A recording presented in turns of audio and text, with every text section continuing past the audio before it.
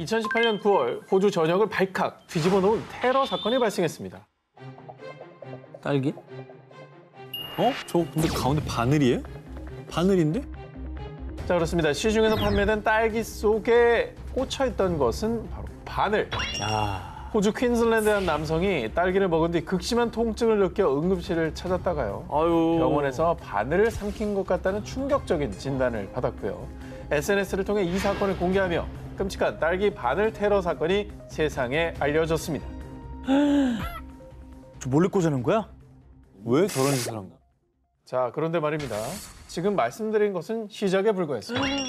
호주 퀸즐랜드뿐만 아니라 뉴사우스웨일스, 빅토리아 등 호주 전국 각지의 마트에서 바늘이 꽂힌 딸기가 잇따라 발견된 건데요. 미쳤다, 미쳤어. 진짜 무섭네. 이에 바늘이 발견된 총 7개의 딸기 브랜드들은 판매 중단 품목으로 선정, 딸기 수천 킬로그램을 폐기 처분해야 했습니다. 근데 이거 대체 누가 이런 짓을 저지른 거예요? 그러면 딸기를 누가 사 먹을 줄 알고? 아, 근데 이거 트라우마 생길 것 같아. 게다가 이렇게 되면 앞으로 소비자들이 얼마나 믿음을 잃어버리겠습니까? 그러니까. 일단 딸기 못 먹죠, 뭐. 못 먹지. 네, 이렇게 딸기 바늘 공포가 걷잡을 수 없이 확산되자 호주 정부는 사태 수습을 위해 강경 대응에 나섰는데요. 당시 스캇 모리슨 연방 총리는 딸기 바늘 사건을 테러에 준하는 수준으로 대응하는 법안을 통과시킬 예정이라고 밝혔고요. 그리고 2달간의 끈질긴 수사 끝에 2018년 11월 11일 딸기 바늘 테러 범인을 드디어 체포했습니다. 누구예요? 자, 범인의 정체는 한 딸기 농장의 전 직원인 50대 여성 마이 우트린이었습니다.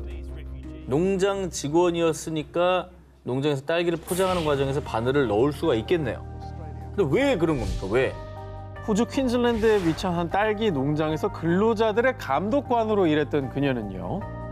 아, 일하는 시간은 많은데 쉬는 시간 제대로 안 주고 짜증나 죽겠네, 정말. 평소 동료 직원들에게 딸기 농장을 망하게 하고 싶다는 말을 말버릇처럼 하고 다니던 트리는요. 급기야 딸기 속에 몰래 바늘을 넣었고 그 딸기가 호주 전국으로 유통됐던 겁니다. 아니, 불만이면 당신 그만두면 되잖아. 다른 회사 가면 되죠. 먹은 사람 죽을 뻔했잖아요. 저 사람을 괴롭힌 게 아닌 옆에 딸기 농가는 괜히 피해를 입은 거예요. 동반으로 피해를 그렇죠. 입은 거죠. 자, 결국 식품 오염 등의 혐의로 기소된 트린. 현재 재판이 진행 중으로 그녀가 유죄 판결을 받게 된다면 최대 10년의 징역형에 처해질 것으로 전해졌습니다. 2013년 2월 3일 미국 캘리포니아주 얼반시에서 결혼을 앞둔 두 남녀가 차량 안에서 살해된 채 발견되는 사건이 발생했는데요. 아이고. 아니, 뭐 강도짓인가요? 그러게. 경찰은 원한 살인이라고 판단, 한 사람을 유력 용의자로 지목했는데요. 그런데 이 용의자가 도주 과정에서 경찰에게 총격을 가해 경찰 한 명이 사망하는 사태까지 벌어졌습니다. 일단 사람을 2명을 죽이고 경찰관까지 3명을 죽인 사람이잖아요. 그렇죠. 살인자죠. 굉장히 위험한 상태죠. 몇 명을 더 죽일지 모르는 거예요, 이제. 당시 경찰은 1급 경계령을 발동, 일주일 동안 1000여 명의 병력과 첨단 장비, 헬리콥터까지 동원해 수색을 펼친 끝에 드디어 범인이 숨은 산장을 찾아냈습니다. 당시 범인과의 대치 상황은 마치 전쟁 영화를 방불케 했는데요. 수백 발의 총탄이 빗발친 끝에 경찰이 던진 연막탄과 최루탄에 의해 범인이 있던 산장에 화재가 발생. 결국 범인이 불에 탄 시신으로 발견되며 어머. 상황이 종료됐습니다. 총알이 빗발칠 정도로 전쟁터를 방불케 할 정도였다면은 저 범인이 무기가 굉장히 많았던 얘기 아니에요? 무장이 좀 안 된 상태였었죠. 완전 무장이었던 것 같은데요. 네. 누구예요? 테러리스트예요? 민간인과 경찰관을 무참히 살해한 범인의 정체는 바로 2005년도부터 8년까지 로스앤젤레스 경찰국에서 근무했던 전직 경찰관 크리스토퍼 도너였습니다. 총에 관해서는 뭐 너무나 자연스러웠겠죠, 뭐. 아니, 근데 왜 전직 경찰이 결혼을 앞둔 남녀도 살해하고 심지어 자기 동료였던 경찰까지 죽인 겁니까? 도너는 2007년 4월 자신의 상관이었던 테레사 에반스 경사가 범인 검거 과정에서 범인에게 폭행을 가했다고 고발했는데요. 그런데 이후 그에게 돌아온 것은 동료들의 차가운 시선뿐이었습니다. 심지어 이 고발건을 심의한 로스앤젤레스 경찰국 징계위원회에서는 에반스 경사가 폭행을 한 증거가 없으며 오히려 도너가 수습평가에서 낙제점을 준 상관에게 불만을 품고 허위 고발을 한 것이라고 판단, 그에게 해고를 통보했습니다. 그러자 이에 분노한 도로는요. 다 똑같아. 경찰들과 경찰 가족들까지. 아무나 어디서든지 다 죽여버리겠어! 표적 살인을 암시하는 글을 SNS에 게시. 그렇게 경찰과의 전쟁을 선포했습니다. 먼저 첫 번째로 징계위원회에서 자신에게 불리한 증언을 한 LA 경찰국의 전 총경 랜디 콴에게 복수하기로 결심. 그렇게 랜디 콴의 딸 모니카 콴과 그녀의 약혼자를 살해한 뒤 달아났고요. 그리고 도주 중 자신을 불신 검문하는 경찰관마저 자신을 방해하는 세력이라고 판단. 총을 쏴 살해한 뒤 산속으로 잠적했다가 결국 비참한 죽음을 맞이하게 된 것입니다. 딸은 무슨 죄냐? 그 약혼자는 아이고야. 부당해고를 저런 식으로 복수한다고요? 본인이 경찰이었으면 패소를 했더라도 끝까지 법으로, 그러니까 국가의 시스템을 믿었어야죠. 아, 참 너무 안타깝다. 법보다 주먹이 더 가깝다 싶고 7위를 공개합니다. 복수를 부르는 복수. 지난해 1월 31일 인도 우타르 프라데시주의 한 마을에서 무려 20여 명의 아이를 대상으로 한 끔찍한 인질극이 발생했는데요. 이 인질범은 마을에 사는 40대 남성 수바시 바타.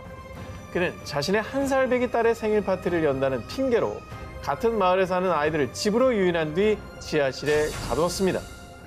당시 바탐의 아내와 1살 배기 딸도 지하실에 함께 감금됐는데요. 자기 딸은 또 왜 감금해? 진짜 동네 애들은 왜 감금하고? 아니, 왜 그러는 거예요, 왜? 이 사실을 알게 된 부모들은 바탐의 집을 찾아가 제발 아이들을 내보내달라며 사정했지만 바탐은 오히려 그들에게 총까지 겨눴고요. 이에 경찰과 테러 대응팀 요원들이 총출동했습니다. 바탄, 마지막으로 경고한다. 아이들을 당장 풀어줘. 내 말 먼저 들어. 안 그러면 다들 여기서 한 발짝도 못 나가. 이 사람이 뭔가 동네 사람들한테 억울한 일을 당했을 것 같네. 그래서 그 집안의 아이들을 다 그게 인질로 동네 삼았다. 애들을 전부 인질로 잡은 거죠. 인질범 바탐의 요구사항은 지역 대표 의원과의 대화였습니다. 마을 사람들 때문에 내가 억울하게 교도소에 갔다고? 바탐은 과거 마을 사람들 때문에 자신이 살인 사건에 연루돼 10년 동안 억울하게 수감 생활을 했다고 주장했습니다. 근데 10년간 수감 생활한 게 정말 억울하다면 정말 고통스러웠겠죠. 하지만 그게 이 애들의 잘못은 아니잖아요. 애들이 뭘 한 건 아니니까. 도구로 삼은 거죠, 그냥. 바탐의 요구대로 해당 지역 의원이 찾아와 그와 대화를 시도했지만요. 협상에 실패. 심지어 바탐이 폭탄을 터뜨리는 바람에 현장에서 경찰들이 부상을 입기도 했습니다. 결국 인질로 잡힌 아이들까지 위험한 상황이 되자 경찰은 바탐을 사살. 10시간가량의 인질극이 마무리되며 아이들은 안전하게 부모의 곁으로 돌아갈 수 있었습니다. 저 다 나오네요, 하나씩. 아, 애들 트라우마 생기겠다. 자, 근데 가슴 아픈 사연은 여기가 끝이 아닙니다. 이 바탐의 인질극에 분노한 주민들의 화살이 엉뚱한 곳으로 향하고 말았습니다. 제발. 어머, 제발. 안 해? 자, 아이들의 부모는 격앙된 감정을 주체하지 못하고 바탐의 아내 루비에게 돌을 던지고 집단 구타. 그렇게 아내 루비는 안타깝게도 사망하고 말았습니다. 애는 어떻게 해? 저긴 너무 비극이다.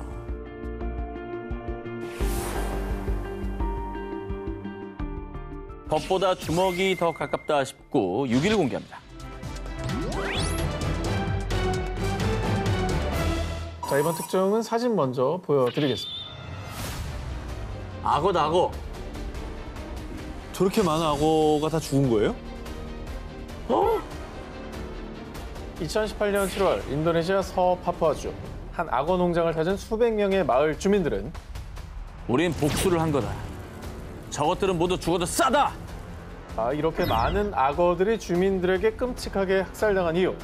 사건 발생 며칠 전 마을 주민 수기토가 소들에게 먹을 풀을 구하기 위해 악어 농장에 발을 들였는데요. 그런데 그만 이 악어에게 물려 끔찍하게 사망하고 말았습니다. 그리고 이 사실을 알게 된 마을 주민들은요. 사랑하는 이웃을 잃은 슬픔에 못 이겨 각자 흉기를 들고 농장을 급습. 어머, 그것도 법적으로 보호종으로 지정된 악어들을 무려 300마리 가까이 잔인하게 학살했는데요. 당시 경찰 40여 명이 출동했지만 이 관계에 사로잡힌 이들을 막기엔 역부족이었습니다. 이웃을 잃은 그 슬픔은 알겠지만은 와 저거는 학살이잖아요 어떻게 보면. 학살이죠. 300마리를 한꺼번에 동시에. 만약에 악어가 사람을 해쳤거나 위협하는 상황이라면 천연자원보존국이 나서 조치를 취하고 있는데요. 하지만 주민들은 정당한 과정 대신 악어 도살은 정당합니다. 악어들이 주민들 가까이 있지 말았어야지. 이에 천연자원보존국 측은 악어 살해 행위는 명백한 법률 위반이라며 경악을 금치 못한 한편 농장 주인들에게도 이 같은 참사를 막기 위해 안전관리를 당부하기도 했습니다. 야, 근데 농장 주인 입장에서도 알벼락이네요. 지금 300마리가 이웃을 위해 학살을 선택한 주민들, 복수란 이름으로 정당화하고 싶겠지만 그저 도를 넘어선 군풀이일 뿐입니다. 법보다 주먹이 더 가깝다 싶고 18위 공개합니다. 이것이 저지른 광란의 복수살인극. 지난해 10월 21일 아르헨티나 북서부 산 미겔 데 쿠투만의 한 마을에서 발생한 충격적인 사건. 잠깐만요. 사람 아니에요? 누가 누워 있는 겁니까? 뭐야? 아니 지금 옷이 뭐 다 벗겨진 채로 지금 뭐 눌려 있는 것 같은데? 너 발로 툭툭 차는데요? 집단 폭행 뭐 이런 사건인가요? 그러게. 자, 이 집단 구타를 당해 쓰러진 남성은 강도 미수 사건으로 복역하다가 얼마 전 석방된 25살 남성 과이마스였습니다. 그를 폭행한 사람들은 같은 마을의 평범한 주민들이었고요. 근데 뭐 형량이 좀 약하다고 생각했나요? 왜 그렇다고 해도 저러면 안 되겠습니다만. 뭔가 원한을 샀었나? 그러게. 이 주민들이 과이마스를 집단 폭행한 이유는 나흘 전에 발생한 사건 때문이었습니다. 지난해 10월 17일 이 마을에서 9살 소녀 아비가일이 사망한 채 발견됐는데요. 발견 당시 아비가일이 입고 있던 옷이 주변에 흩어져 있었기 때문에 경찰은 아동 성폭행 살인 사건으로 판단 수사에 돌입했습니다. 그리고 아비가일이 사라지기 전에 과이마스랑 같이 있었대. 과이마스 그 자식 마약에 찌들어 살더니 그 어린애를 죽인 거야? 가만히 뒀다간 우리 딸한테도 몹쓸 짓을 할지 몰라. 절대로 용서 못해. 과이마스가 범인이라고 생각한 마을 주민들은 대분노. 그를 찾아가 집단 구타한 것뿐 아니라요. 흉기로 찌르고 그의 옷을 모두 벗겨 산채로 불에 태우려고 한 겁니다. 어허. 그렇게 과이마스를 응징하는 데 참여한 사람은 무려 500여 명. 그리고 수많은 주민에게 집단 구타를 당한 과이마스는 결국 사망했습니다. 아니 뭐 원망스러운 마음은 알겠지만은 아직 뭐 밝혀진 게 없잖아요. 그렇죠. 범인은- 밝혀져도 저러면 안 되죠, 사실. 예. 법의 심판을 받게 만들어야지. 격분해서 그야말로 감정적으로 마을 사람들이 몰려가가지고 죽였다는 건 대단히 잘못된 일인 것 같습니다. 또 다른 가해자가 되는 거고요, 그죠? 예. 경찰 조사 결과 과이마스가 소녀를 살해한 범인으로 밝혀졌지만요. 정말? 하지만 법의 심판을 받지 못하고 사망한 과이마스는 본인이 얼마나 큰 죄를 지었는지 또 피해자는 얼마나 고통스러웠을지 깨닫지 못했고요. 피해자와 유족들은 그에게 사과받을 기회조차 박탈당하고 말았습니다. 범인의 목숨을 앗는 게 최고의 복수가 아닙니다. 잔혹한 범죄자를 살해한 마을 주민들. 과연 범인이 죽었다고 해서 피해자가 만족할까요? 법보다 주먹이 더 가깝다 싶고 17일을 공개합니다. 2018년 4월 미국 미주리주. 강도가 우리 부모님을 총으로 쐈어요. 얼른 와주세요. 다급하게 경찰에 신고한 15세의 소녀 데저나 홈스. 신고를 받고 곧바로 출동한 경찰은 총에 살해된 데저나 부모님의 시신을 확인. 사람들은 한순간에 부모님을 잃은 데저나를 안타까워했었는데요. 그런데 데저나, 지금 이 시간부터 넌 살인 용의자야. 어머, 충격적이게도 데저나의 부모님을 살해한 건 딸 데저나였습니다. 야, 이건 또 무슨 일이야, 이건. 아니 자기가 아휴. 죽이고 자기가 신고한 거예요? 그렇죠. 아니, 어떤 일을 겪던 아이길래 부모님을 살해할 생각을 해요. 네. 그렇게.